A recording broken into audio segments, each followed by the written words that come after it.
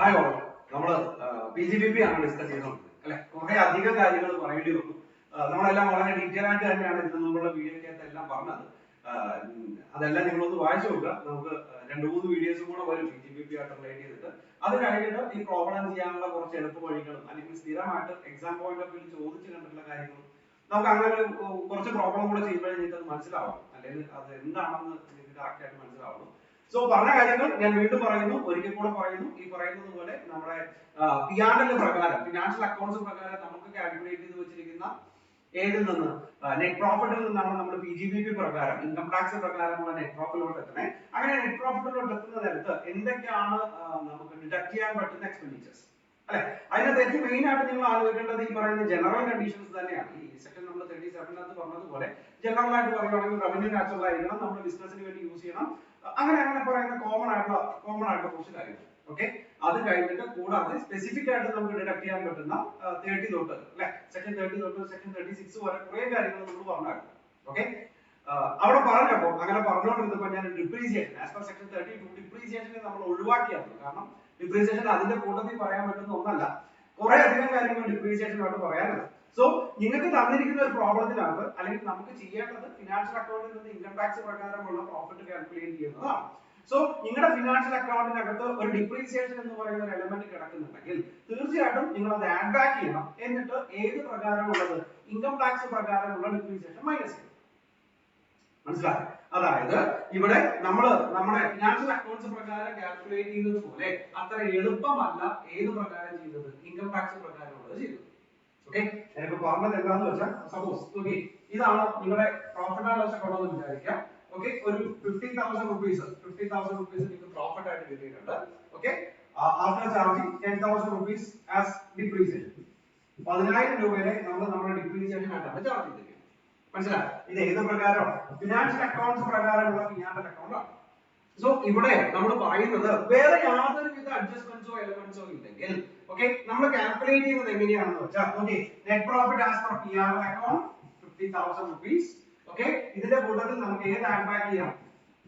Financial accounts പ്രകാരം നമ്മൾ calculate ചെയ്തിരിക്കുന്ന, നമ്മൾ കമ്പ്യൂട്ട് ചെയ്തിരിക്കുന്ന ഇൻകം ടാക്സ് ഡിപ്രീസിയേഷൻ എത്രയാണോ അത് നമ്മൾ തിരിച്ച് ആഡ് ബാക്ക് ചെയ്യുന്നു. എത്ര വരും? 60,000 rupees വരും. ഇതിൽ നിന്ന് എന്ത് മൈനസ് ചെയ്യാം? Depreciation as per income tax act. Okay, income tax act പ്രകാരം എത്രയാണോ നമുക്ക് ഡിപ്രീസിയേഷൻ വരുന്നത്, സപ്പോസ് ഒരു 20,000 rupees ആണെന്ന് വിചാരിക്കുക. 20,000 rupees ആണെങ്കിൽ ആ 20,000 rupees മൈനസ് ചെയ്യാം. ബാലൻസ് 40,000 rupeesനെയാണ് നമ്മൾ എന്ത് പറയുന്നത്, നമ്മുടെ profit as per income tax അല്ലെങ്കിൽ പ്രോഫിറ്റ് ഫോർ കമ്പ്യൂട്ടിംഗ് PGBP എന്ന് പറയുന്നത്. മനസ്സിലായോ? അതായത് ഒറ്റ വാക്കി പറയുകയാണെങ്കിൽ നിങ്ങൾ ഇത്രയും നാൾ കേട്ടത് വെച്ച് അല്ലെങ്കിൽ ഇത്രയും നാൾ നമ്മൾ ഫിനാൻഷ്യൽ അക്കൗണ്ട്സിനകത്ത് ചെയ്ത ഡിപ്രീസിയേഷൻ വെച്ച് നമുക്ക് പ്രത്യേകിച്ച് ഒന്നുമില്ല.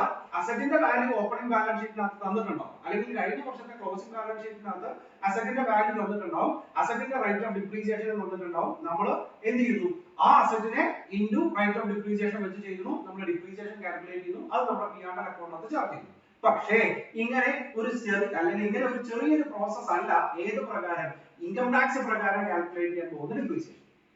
സിറ്റുവേഷൻ മനസ്സിലായോ? സോ ബേസിക്കലി ഇപ്പൊ നിങ്ങൾ മനസ്സിൽ കാണേണ്ട ഒറ്റ കാര്യമേ ഉള്ളൂ, നമ്മൾ ഇൻകം ടാക്സ് പ്രകാരമുള്ള നെറ്റ് പ്രോഫിറ്റ് കാൽക്കുലേറ്റ് ചെയ്യാൻ നേരത്ത് ഏത് പ്രകാരം, ഫിനാൻഷ്യൽ അക്കൗണ്ട്സ് പ്രകാരം കാൽക്കുലേറ്റ് ചെയ്ത് വെച്ചിരിക്കുന്ന ഡിപ്രീസിയേഷൻ എത്രയാണോ അത് ആഡ് ബാക്ക് ചെയ്യുന്നു. എന്നിട്ട് ഇൻകം ടാക്സ് പ്രകാരമുള്ള ഡിപ്രീസിയേഷൻ നമ്മൾ മൈനസ് ചെയ്യുന്നു. അങ്ങനെയാണെങ്കിൽ എന്താണ് ഇൻകം ടാക്സ് പ്രകാരമുള്ള ഡിപ്രീസിയേഷൻ, അല്ലെങ്കിൽ എന്തൊക്കെയാണ് ഇതിന്റെയൊക്കെ വ്യത്യാസം, അല്ലെങ്കിൽ അത് എങ്ങനെയാണ് കാൽക്കുലേറ്റ് ചെയ്യാൻ പോകുന്നത്? ഓക്കെ, സോ ഇത്രയും കാര്യങ്ങളാണ് നമുക്ക് ഈ വീഡിയോയ്ക്കകത്ത് ഡിസ്കസ് ചെയ്യാനുള്ളത്. ഞാൻ വീണ്ടും പറയുന്നു, ഫിനാൻഷ്യൽ അക്കൗണ്ട്സ് പ്രകാരം പെട്ടെന്ന് ഞങ്ങൾക്ക് പഠിച്ചു തീർക്കാൻ പറ്റുന്ന ഒന്നല്ല, അല്ലെങ്കിൽ വളരെ പെട്ടെന്ന് പറഞ്ഞു തീർക്കാൻ പറ്റുന്ന ഒരു കാര്യമല്ല. എല്ലാം കണക്റ്റഡ് ആണ്.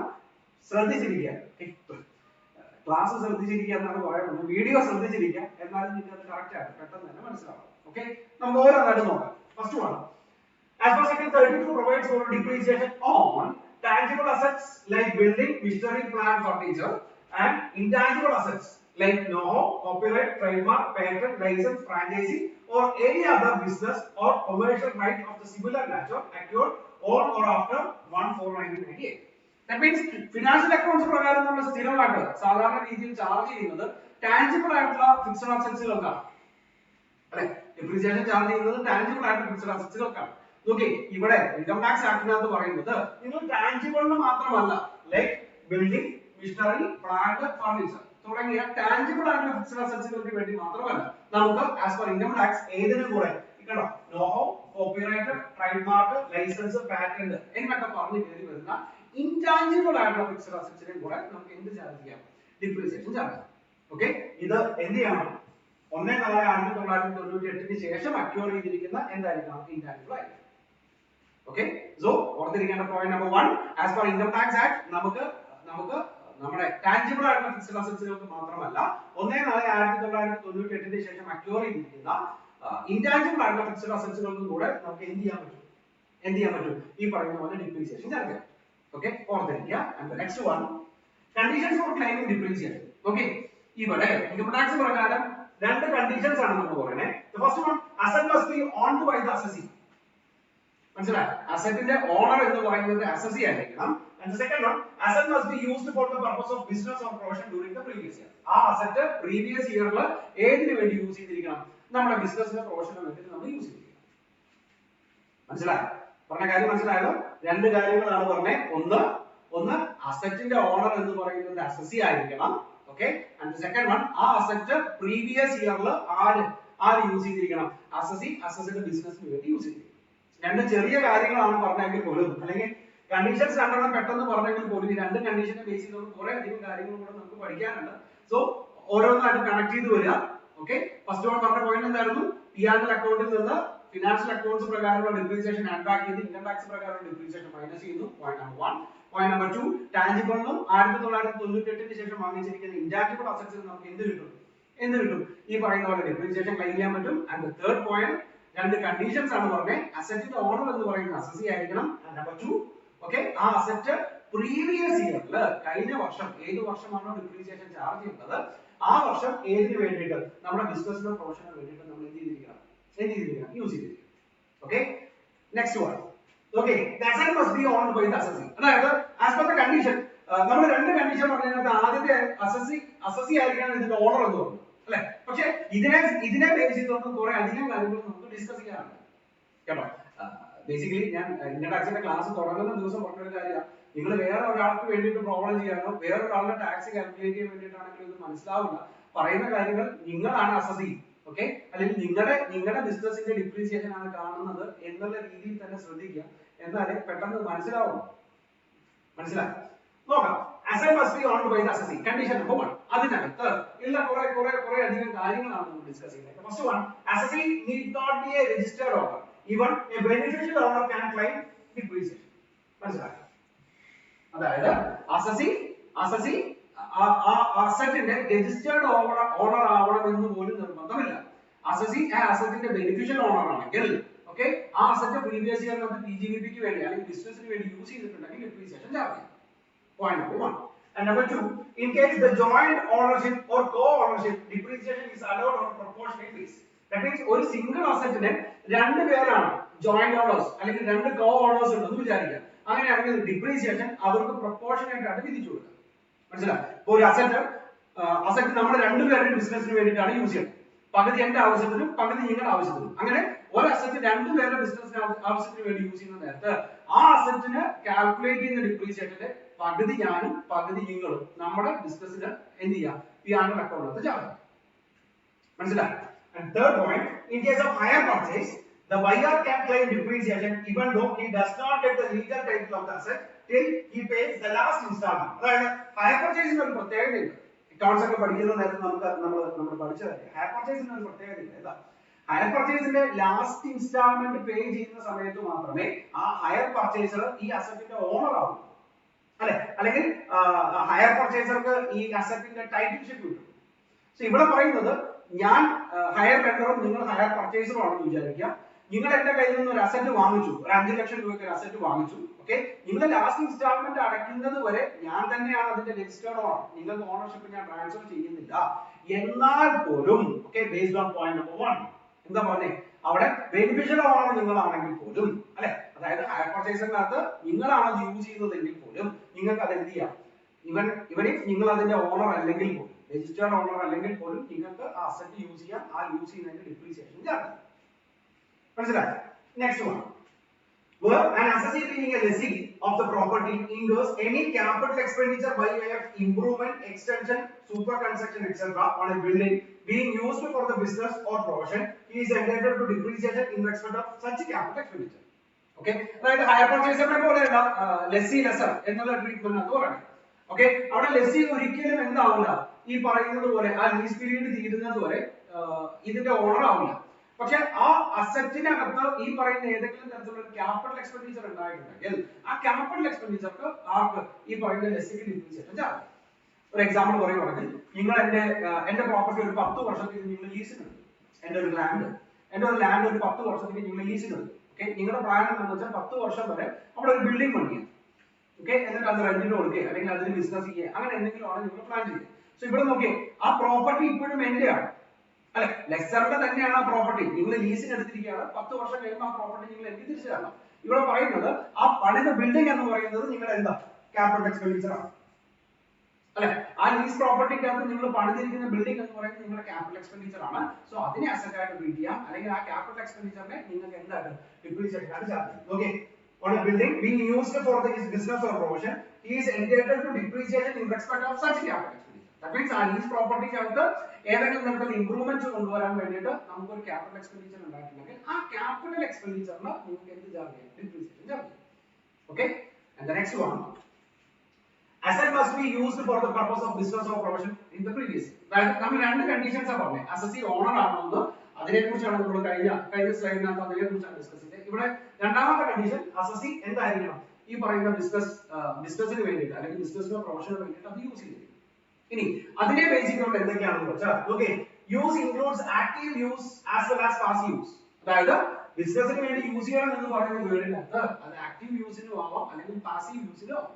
അങ്ങനെയാണെങ്കിൽ എന്താണ് നമ്മുടെ difference? Okay, active use means the actual use of the property for the purpose of the business, whereas the passive use includes ready to use.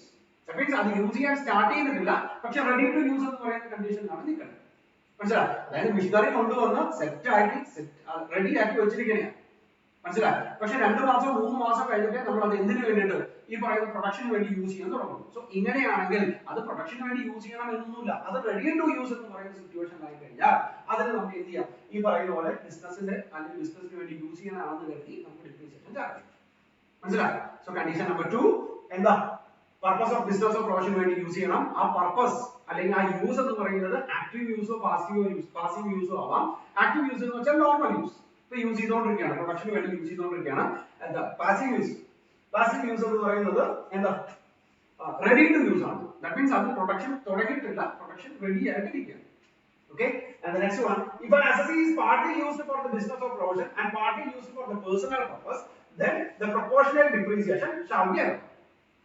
Okay, നേരത്തെ പറഞ്ഞു ആ കോ-ഓണേഴ്സിന്റെ കേസ് പറഞ്ഞതുപോലെ ഒരു അസറ്റ് അസസി പേഴ്സണൽ യൂസിനും ഈ പറയുന്ന പോലെ ബിസിനസിന്റെ ആവശ്യത്തിന് വേണ്ടി യൂസ് ചെയ്തിട്ടുണ്ടെങ്കിൽ, okay, as determined by the assessing officer, assessing officerന്റെ ഡിക്റ്റേഷൻ അനുസരിച്ച് ആ പറയുന്ന പ്രൊപ്പോർഷനേറ്റ് ആയിട്ട് എന്ത് ചെയ്യാം, പേഴ്സണലിനും ഡിപ്രീസിയേഷൻ ചാർജ് ചെയ്യാം, ഈ പറയുന്ന ബിസിനസിന് ഡിപ്രീസിയേഷൻ ചാർജ് ചെയ്യാം. പേഴ്സണൽ ഡിപ്രീസിയേഷൻ നമുക്ക് ചാർജ് ചെയ്യേണ്ട അക്കൗണ്ട് വയ്ക്കേണ്ട കാര്യമില്ല.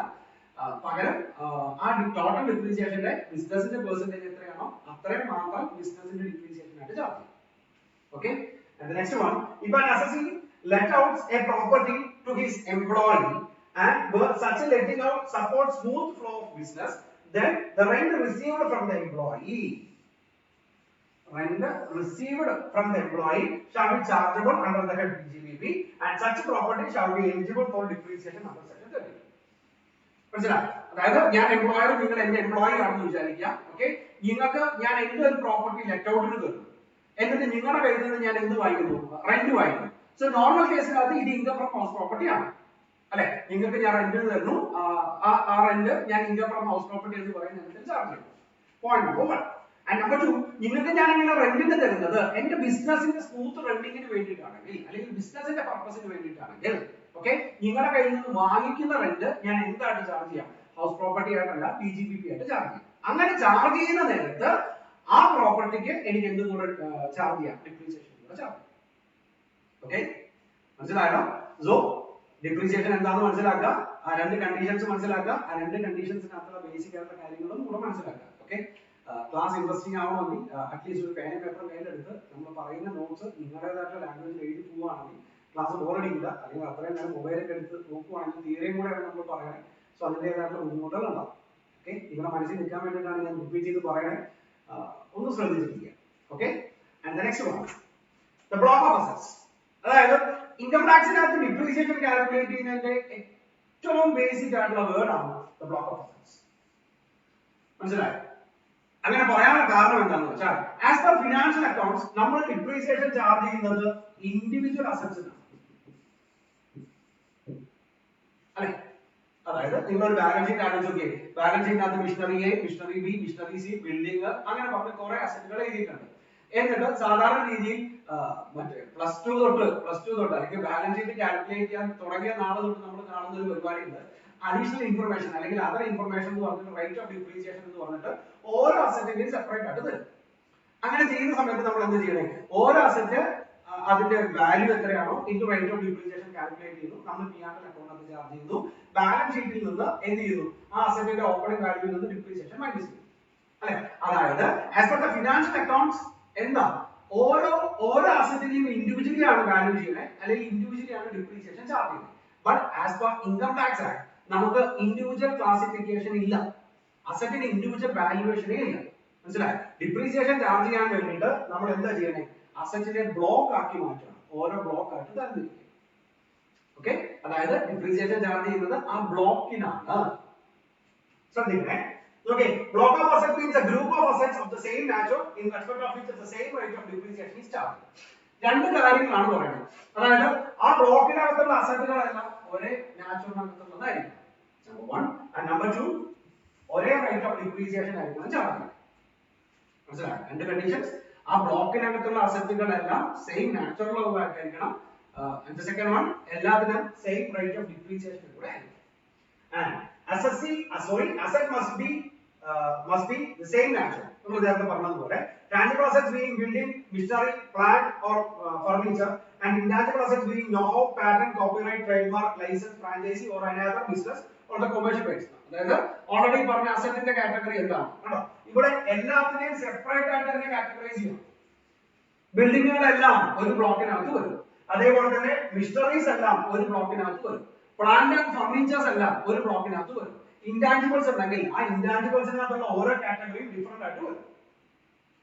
മനസ്സിലായോ? അങ്ങനെ എല്ലാത്തിനെയും നമുക്ക് ഡിഫറെന്റ് ആയിട്ട് തന്നെയാണ് ബ്ലോക്ക് ആയിട്ട് തരത്തിരിക്കുന്നത്. ഇനി നോക്കി, rate of depreciation of such assets must be same. അതായത് ആ ബ്ലോക്കിന്റെ എല്ലാ അസറ്റുകൾക്കും എന്തായിരിക്കണം? റേറ്റ് ഓഫ് ഡിപ്രീസിയേഷൻ എന്ന് പറയുന്നത് സെയിം ആയിരിക്കും.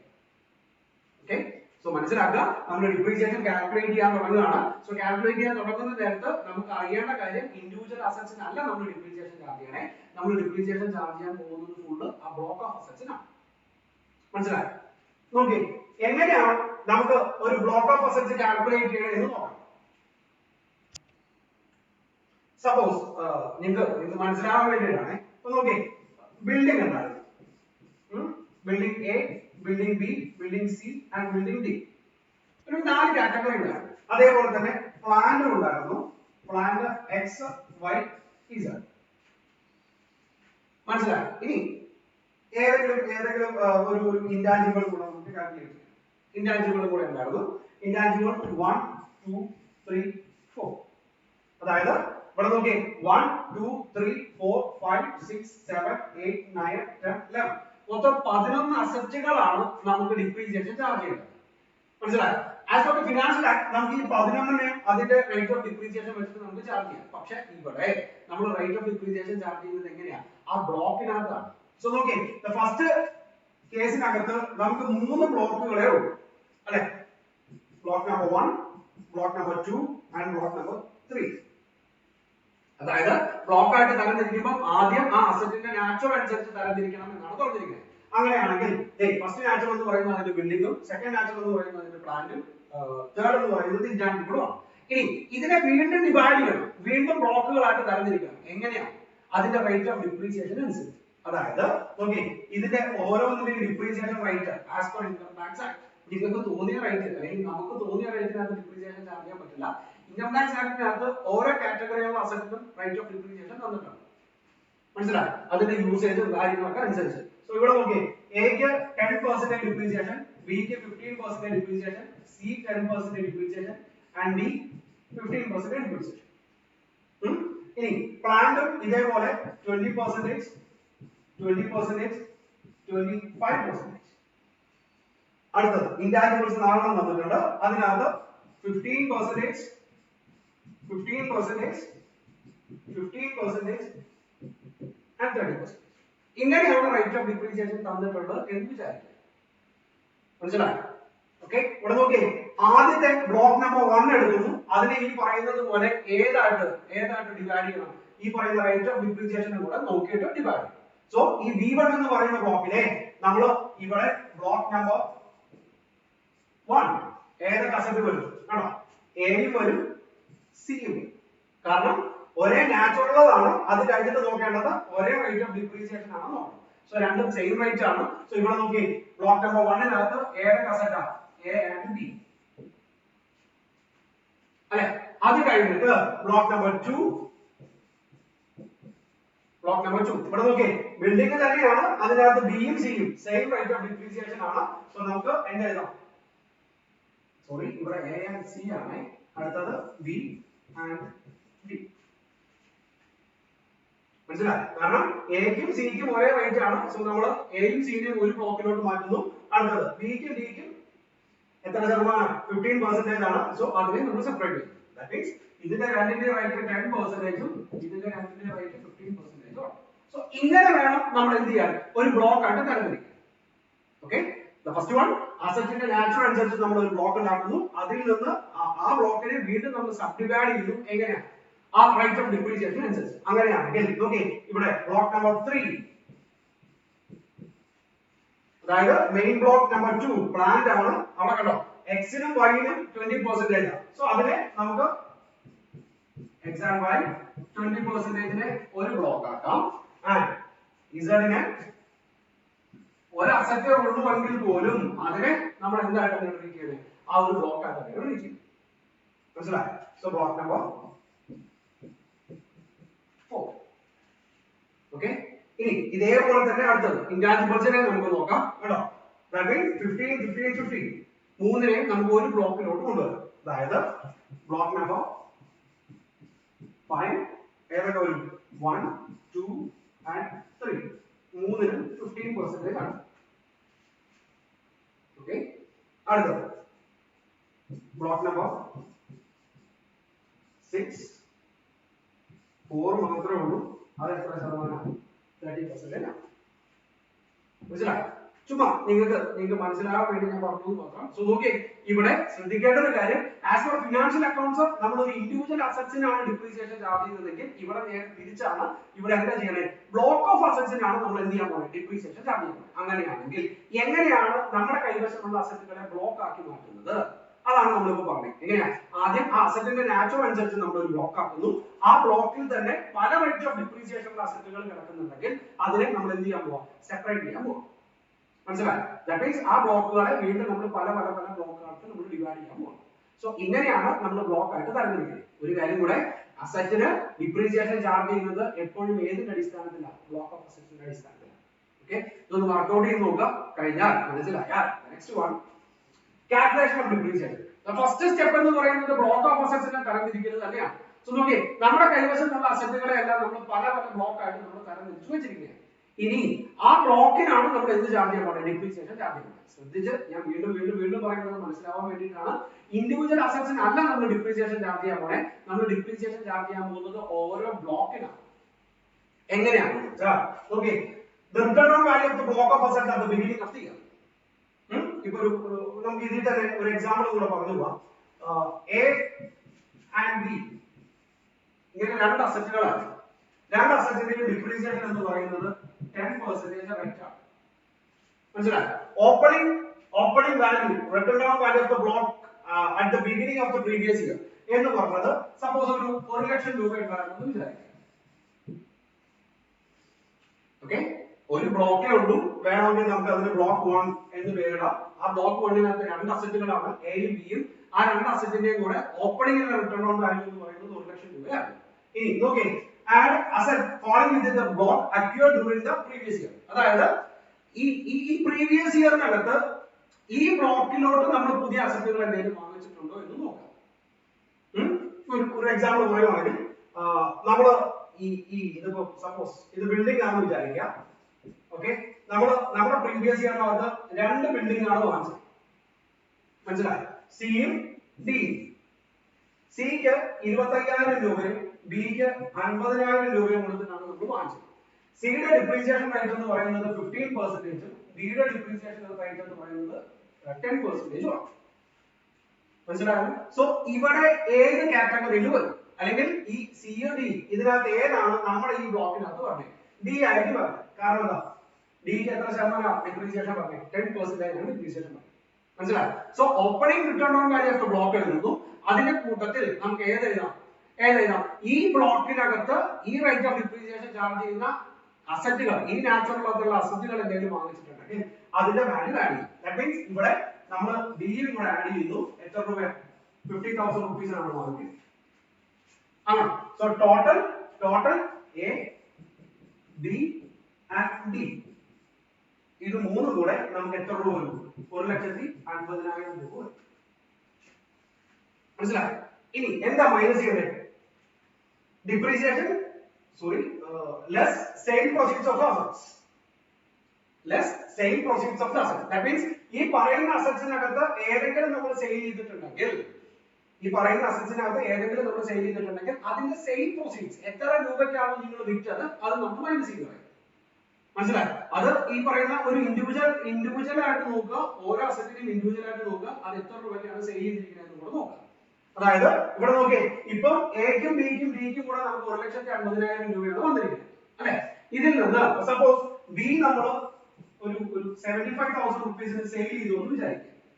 പ്രീവിയസ് ഇയറിൽ തന്നെ 75,000 രൂപയ്ക്ക് ഏത് സെയിൽ ചെയ്തു? നമ്മുടെ ബി സെയിൽ ചെയ്തു. അങ്ങനെയാണെങ്കിൽ ആ 75,000 രൂപ നമുക്ക് ഇതിനകത്ത് മൈനസ് ചെയ്യാം. ഓക്കെ, ബാലൻസ് എത്ര മാത്രമേ വരുള്ളൂ? 75,000 മാത്രമേ വരുള്ളൂ. ഏതൊക്കെ അസറ്റിന്? A and D. കാരണം ഏത് പോയി? ബി പോയി. ഓക്കെ, പറഞ്ഞ കാര്യം മനസ്സിലാവുന്നുണ്ടോ? എയും ബിയും ആയിരുന്നു ഓപ്പണിംഗിലുള്ളത്. രണ്ടിനും കൂടെ 1,00,000 രൂപയായിരുന്നു. ഈ പ്രാവശ്യം നമ്മൾ സിയും ഡിയും വാങ്ങിച്ചു. പക്ഷെ ഡി മാത്രമാണ് സെയിം റേറ്റ് ഓഫ് ഡിപ്രീസിയേഷൻ പറഞ്ഞത്. സോ ഡിനെ നമ്മുടെ ബ്ലോക്കിലോട്ട് ഇട്ടു. സോ നോക്കേ, ടോട്ടൽ എത്ര രൂപ വരും? 1,00,000 plus 50,000, അങ്ങനെ 1,50,000 rupees വരും. ഇനി അതിൽ നിന്ന് ഏത് മൈനസ് ചെയ്യാം? ഇപ്പൊ നമുക്ക് 3 അസറ്റുകളാണുള്ളത്, എയും ബിയും ഡിയും. അതിനകത്ത് ബി എന്ന് പറയുന്നത് 75,000 രൂപയ്ക്ക് നമ്മൾ സെയിൽ ചെയ്തു.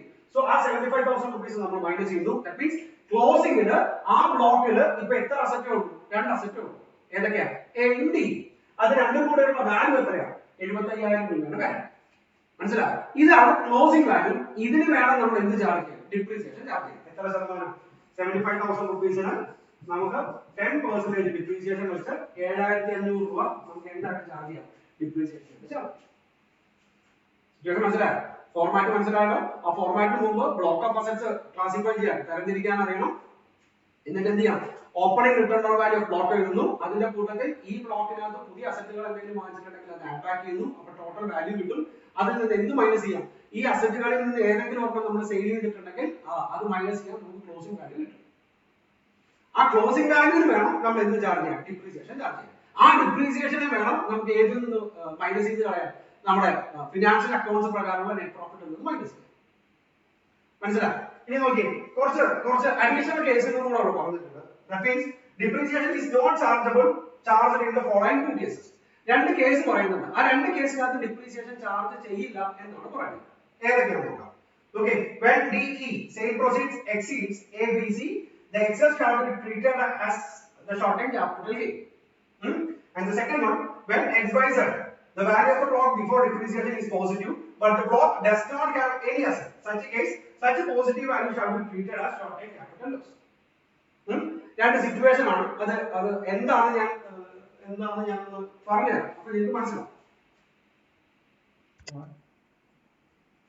സപ്പോസ് ഓക്കെ, ഒരു എക്സാമ്പിൾ പറയുകയാണെങ്കിൽ നേരത്തെ പറഞ്ഞതുപോലെ എയും ബിയും മാത്രമായിരുന്നു ഓപ്പണിംഗിൽ നമ്മുടെ ബ്ലോക്കിലുള്ളത്. എ ബി എന്ന് പറയുന്ന 2 അസറ്റ്. ഈ 2 അസറ്റിനും കൂടെ ഓപ്പണിംഗ് വാല്യൂ 1,00,000 രൂപ ഉണ്ടായിരുന്നു. മനസ്സിലായി? എങ്ങനെയായിരുന്നു? എ ബി എന്ന് പറയുന്ന 2 അസറ്റ് ഉണ്ട്. 2 അസറ്റിന് കൂടെ ഓപ്പണിംഗ് വാല്യൂ നമുക്ക് ഡേറ്റ് എഴുതുവാണെങ്കിൽ 1/4/2000 3/4/2020 എയും ബിയും കൂടെ ചേർത്ത് 1 ലക്ഷം രൂപ ഉണ്ടാകും. ഇനി നമ്മൾ അഡീഷണൽ ആയിട്ട് പുതിയതായിട്ട് സി പർച്ചേസ് ചെയ്തു. ഈ സെയിം ബ്ലോക്കിൽ തന്നെ സി പർച്ചേസ് ചെയ്തു. പർച്ചേസ് ചെയ്ത സമയത്ത് നമുക്ക് ടോട്ടൽ 50,000 rupees ആയി. അങ്ങനെയാണെങ്കിൽ ഇപ്പൊ നോക്കിയേ എ ബി ആൻഡ് സി നമുക്ക് എത്ര രൂപ വരും? 1,50,000 രൂപ വരും. സിറ്റുവേഷൻ മനസ്സിലായോ? 3 അസറ്റുകളാണ് എയും ബിയും സിയും ആണ്. 3 കൂടെ 1,50,000 രൂപ വരും. ഇനി ഇവിടെ ബി മാത്രം നമ്മൾ സെയിൽ ചെയ്യും. ബി എന്ന് പറയുന്ന അസറ്റ് മാത്രം സെയിൽ ചെയ്യും. നമ്മൾ വിചാരിച്ച ബുക്ക് വാല്യൂവിനേക്കാൾ നല്ല എമൗണ്ട് നമുക്ക് ഏതിനകത്ത് കിട്ടി? ഈ പറയുന്ന ബിക്ക് കിട്ടി. അതായത് സപ്പോസ് ഒരു 1,70,75,000 രൂപ ബി സെയിൽ ചെയ്തപ്പോൾ മാത്രം നമുക്ക് കിട്ടി. സിറ്റുവേഷൻ മനസ്സിലായി? അതായത് എയുടെയും ബിയുടെയും സിയുടെയും കൂടെ ആ ബ്ലോക്കിന്റെ ടോട്ടൽ വാല്യൂ 1,50,000 ആണെങ്കിൽ പോലും അതിനകത്ത് സി മാത്രം നമ്മൾ സെയിൽ ചെയ്തപ്പോൾ നമുക്ക് 1,70,75,000 രൂപ സെയിൽ പ്രൊസീഡ്സ് ആയിട്ട് കിട്ടി. അതായത് ഇവിടെ നോക്കി മാക്സിമം നമുക്ക് എത്ര വരെ മാത്രമേ മൈനസ് ചെയ്യാവൂ? 50,000 rupees 1,50,000 മാത്രമേ മൈനസ് ചെയ്യാവൂ. കാരണം എന്താ? ഇവിടെ 2 അസറ്റ് ഇപ്പോഴും പെൻഡിങ് ഉണ്ട്, എ ആൻഡ് സി അല്ലെ. പക്ഷെ ആ ബ്ലോക്കിന്റെ വാല്യൂ എന്താ? ഇല്ല. അസറ്റിന് എന്തായാലും നെഗറ്റീവ് വാല്യൂ വരില്ല. അതായത് -25,000 -25,000 എന്ന് പറയുന്ന വാല്യൂ എന്തായാലും വരില്ല. സിറ്റുവേഷൻ മനസ്സിലായി? ഇവിടെ ബുക്ക് വാല്യൂവിനേക്കാൾ കൂടുതൽ 25,000 രൂപയ്ക്ക് സെയിൽ ചെയ്തത് കൊണ്ട് അത് നമുക്ക് ക്യാപിറ്റൽ ഗെയിൻ ആയിട്ട് ട്രീറ്റ് ചെയ്യാം. അസറ്റ് വിൽക്കുമ്പോൾ കിട്ടുന്ന ക്യാപിറ്റൽ ഗെയിൻ ആയിട്ട് ട്രീറ്റ് ചെയ്യാം. പറയുന്ന കാര്യം മനസ്സിലാവുന്നത് എങ്ങനെയായിരുന്നു? എയും ബിയും കൂടെ 1 ലക്ഷം രൂപ ഉണ്ടായിരുന്നു. അഡീഷണൽ ആയിട്ട് നമ്മൾ സി പർച്ചേസ് ചെയ്യുന്നു. സോ ടോട്ടൽ എയും ബിയും സിയും കൂടെ ഇപ്പൊ നമുക്ക് 1,50,000 rupees ഉണ്ട്. ഇതിൽ ബി മാത്രം നമ്മൾ സെയിൽ ചെയ്യുന്നു. ബി സെയിൽ ചെയ്തപ്പോൾ നമുക്ക് 1,70,75,000 രൂപ കിട്ടി. മനസ്സിലായോ? സോ 1,50,000 നിന്ന് സെയിൽ ചെയ്തത് കൊണ്ട് 1,75,000 നമ്മൾ മൈനസ് ചെയ്യുന്നു. സോ -25,000 ആണ് നമുക്ക് വേണ്ടത്. അത് നമുക്ക് ക്യാപിറ്റൽ ഗെയിൻ ആണ്, അല്ലെങ്കിൽ നമ്മളത് ക്യാപിറ്റൽ ഗെയിൻ ആയിട്ടോ ക്യാപിറ്റൽ ലോസ് ആയിട്ടോ ട്രീറ്റ് ചെയ്യണം. നമുക്ക് അത് ഡിസ്കസ് ചെയ്യാം. ഇവിടെ നോക്കിയേ അസറ്റിന്റെ വാല്യൂ അല്ലെങ്കിൽ ആ ബ്ലോക്കിന്റെ വാല്യൂ ഇല്ല ആണോ? പക്ഷെ ആ ബ്ലോക്കിനകത്ത് എത്ര അസറ്റുകൾ? 2 അസറ്റുകൾ കിടക്കും. എയും ബി എന്ന് പറയുന്ന 2 അസറ്റുകൾ കിടക്കുന്നുണ്ട്.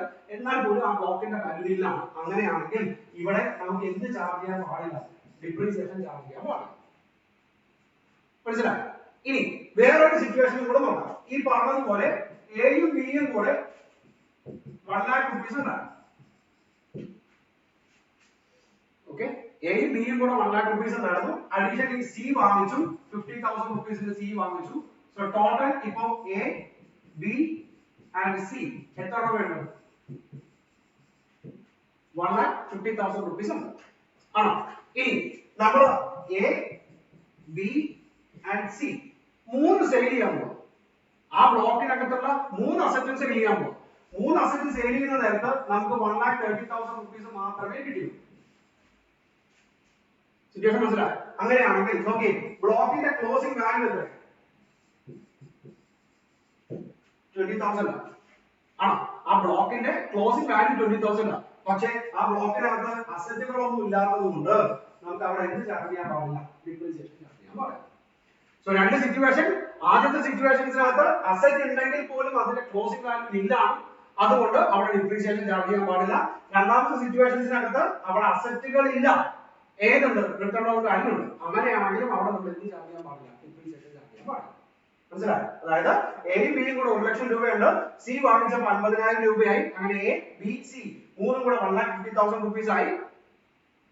അതിനകത്ത് എയും ബിയും സിയും 3 കൂടെ നമ്മൾ എത്ര രൂപയ്ക്ക് സെയിൽ ചെയ്തു? 1,30,000 സെയിൽ ചെയ്തു. ദാറ്റ് മീൻസ് ക്ലോസിംഗ് വാല്യൂ എന്ന് പറയുന്നത് closing value of block of asset എന്ന് പറയുന്നത് 20,000 ആണെങ്കിൽ പോലും അവിടെ എന്തില്ല? അസറ്റുകളില്ല. എയും ഇല്ല, ബിയും ഇല്ല, സിയും ഇല്ല. അങ്ങനെ വരുന്ന സാഹചര്യത്തിൽ നമുക്ക് എന്ത് ചെയ്യാൻ പാടില്ല? ഡിപ്രീസിയേഷൻ ചാർജ് ചെയ്യാൻ പാടില്ല. മനസ്സിലായി? ഫിനാൻഷ്യൽ അക്കൗണ്ട്സ് ആണെങ്കിൽ ഈ വക പ്രശ്നങ്ങളൊന്നുമില്ല അല്ലെ. ഓരോ അസറ്റിനെയും ഇൻഡിവിജ്വൽ ആയിട്ട് എടുക്കുന്നു, അതിന് ഡിപ്രീസിയേഷൻ ചാർജ് ചെയ്യുന്നു. പക്ഷെ ഇതാണ് ഇൻകം ടാക്സിന്റെ പ്രശ്നം. ഇവിടെ ബ്ലോക്കിന് മാത്രമേ ചാർജ് ചെയ്യാവൂ, ബ്ലോക്ക് ഓഫ് അസറ്റ്സിന് മാത്രമേ ചാർജ് ചെയ്യാവൂ. സോ എങ്ങനെയാണ് ഓരോ ബ്ലോക്ക് കാൽക്കുലേറ്റ് ചെയ്യണമെന്ന് നോക്കി, ആ ബ്ലോക്കിൽ നിന്ന് എങ്ങനെയാണ് നമ്മൾ ഡിപ്രീസിയേഷനിലോട്ട് എത്തുന്നത് നോക്കി അല്ലെ. ഏതൊക്കെ സാഹചര്യങ്ങളിൽ ഈ 2 സാഹചര്യങ്ങളിൽ നമുക്ക് എന്തില്ലാന്ന് പറഞ്ഞു? ഡിപ്രീസിയേഷൻ ചാർജ് ചെയ്യാൻ പാടില്ലെന്ന് പറഞ്ഞു. നമുക്ക് കുറച്ച് എക്സാമ്പിളും കൂടെ നമുക്ക് നിങ്ങൾക്ക് മനസ്സിലാവും. നമുക്ക് നോക്കാം.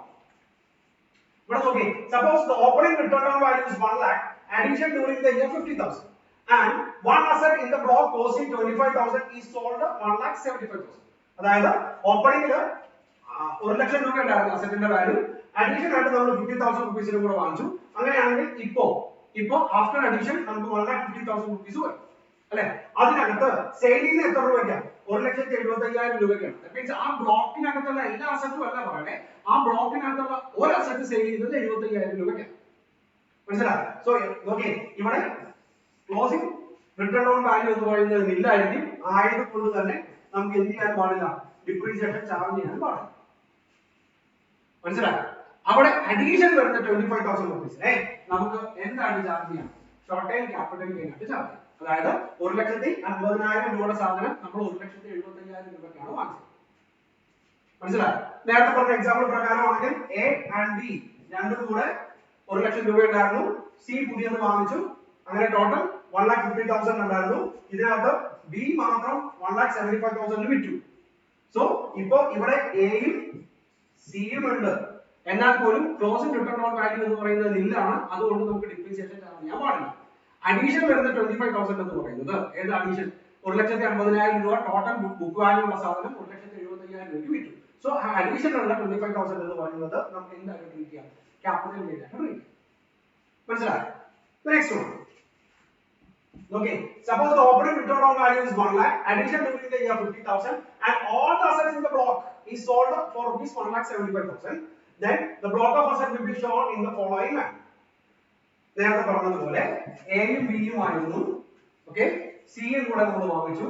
അങ്ങനെ എ ബി സി മൂന്നും കൂടെ 1,50,000 റുപ്പീസ് ആയി. ഇവിടെ എയും ബിയും സിയും മൂന്നും കൂടെ സെയിൽ ചെയ്ത നേരത്ത് നമുക്ക് എത്ര കിട്ടി? 1,75,000 കിട്ടി. അതായത് ഇവിടെ എന്ത് വരും? റിട്ടേൺ ഓൺ വാല്യൂ നില്ലാണ്. അതുകൊണ്ട് ഡിപ്രീസിയേഷൻ നില്ലാണ്. ബാലൻസ് 25,000 റുപ്പീസിനെ നമുക്ക് എന്തായിട്ട് ട്രീറ്റ് ചെയ്യാം? ക്യാപിറ്റൽ ഗെയിൻ ആയിട്ട് ട്രീറ്റ് ചെയ്യാം. പറഞ്ഞാൽ മനസ്സിലായല്ലോ? സോ ആ രണ്ട് സിറ്റുവേഷൻ ഓർത്തിരിക്കുക. ഏതൊക്കെയായിരുന്നു? ബ്ലോക്കിന് വാല്യൂ ഉണ്ട്, അല്ലെങ്കിൽ റിട്ടേൺ ഓൺ വാല്യൂ ഉണ്ട്, പക്ഷെ ആ ബ്ലോക്കിൽ അസറ്റുകളൊന്നുമില്ല. അല്ലെങ്കിൽ അസറ്റ് ഉണ്ട്, ബുക്ക് വാല്യൂ എന്ന് പറയുന്നത് 0 ആണ്, നെഗറ്റീവ് വരില്ല. ക്ലോസിംഗ് റിട്ടേൺ ഓൺ വാല്യൂ എന്ന് പറയുന്നത് 0 ആണ്. അങ്ങനെ വരുന്ന സാഹചര്യത്തിലും ആ രണ്ട് സിറ്റുവേഷനിലും നമുക്ക് എന്ത് ചെയ്യാൻ പാടില്ല? ഡിപ്രീസിയേഷൻ എന്ന് പറയുന്ന എലിമെന്റ് ചാർജ് ചെയ്യാൻ പാടില്ല. മനസ്സിലായോ? നെക്സ്റ്റ് നോക്കാം. Actual cost of assets. Okay, ഇതിന്റെ പ്രോസസ്സുകൾ നല്ലതുപോലെ മനസ്സിലാക്കുക. നിങ്ങൾ നമ്മളിപ്പോ വർക്ക്ഔട്ട് ചെയ്ത് ഒന്ന് ചുമ്മാ ഒന്ന് ചെയ്ത് നോക്കുക. നമുക്ക് അടുത്ത വീഡിയോക്കകത്ത് എന്താണ് ആക്ച്വൽ കോസ്റ്റ്, അല്ലെങ്കിൽ ഇപ്പൊ നമ്മൾ ഈ വീഡിയോക്കകത്ത് പറഞ്ഞില്ലേ, ബ്ലോക്കിനകത്ത് ഒരു അസറ്റ് വാങ്ങിക്കുന്ന നേരത്ത് എത്രയാണോ ആ എമൗണ്ട് എഴുതാം അല്ലെ, അതിന്റെ ആക്ച്വൽ കോസ്റ്റ് ആയിട്ട് എഴുതാം. ഓക്കെ, സോ നമുക്ക് അടുത്ത വീഡിയോയിൽ എന്താണ് ആക്ച്വൽ കോസ്റ്റ്, അല്ലെങ്കിൽ എന്തൊക്കെയാവാം ആക്ച്വൽ കോസ്റ്റ്, ഏതൊക്കെ കാര്യങ്ങൾ അതിന്റെ കൂടെ ആഡ് ചെയ്യാം, ഏതൊക്കെ കാര്യങ്ങൾ ഡിഡക്ട് ചെയ്യാം, അങ്ങനെ ഫുൾ ആയിട്ടുള്ള കാര്യങ്ങൾ നമുക്ക് അടുത്ത വീഡിയോയിൽ നോക്കാം. ഓക്കെ.